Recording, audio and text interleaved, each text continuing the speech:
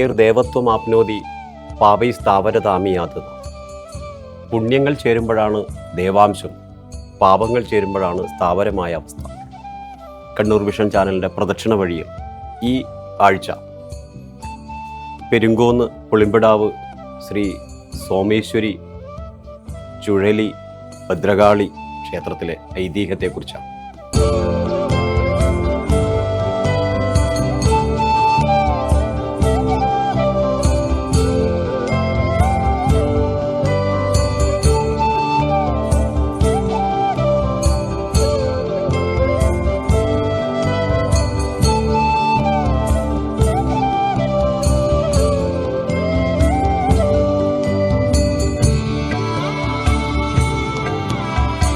ധാരാളം ഐതിഹ്യങ്ങൾ ഉണ്ട്.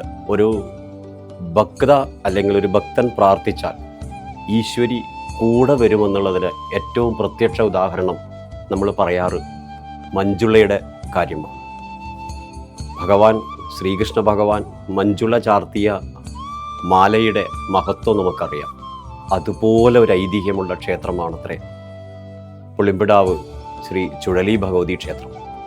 ഈ ക്ഷേത്രത്തിലെ പുളിമ്പിടാവെന്ന് പറഞ്ഞ ഇല്ലത്തെ അന്തർജനം ചുഴലി ക്ഷേത്രത്തിൽ പോയി എന്നും അങ്ങനെ ആ ചുഴലി ക്ഷേത്രത്തിൽ നിന്ന് ദേവി കൂടെ വന്നു എന്നാണ്. അങ്ങനെ വരുന്ന സമയത്ത് 3 പെൺകുട്ടികളുടെ രൂപത്തിൽ ചുഴലി സ്വരൂപത്തിൽ ദേവിയായും ഭദ്രകാളിയായും സോമേശ്വരിയായും വന്ന ക്ഷേത്രത്തിനെക്കുറിച്ചുള്ള ഐതിഹ്യം ഈ വരുന്ന ഞായറാഴ്ച കാലത്ത് 7 മണിക്കും തിങ്കളാഴ്ച വൈകിട്ട് 7 മണിക്കും കണ്ണൂർ വിഷൻ ചാനലിൻ്റെ പ്രദക്ഷിണ വഴിയിലൂടെ കാണാം.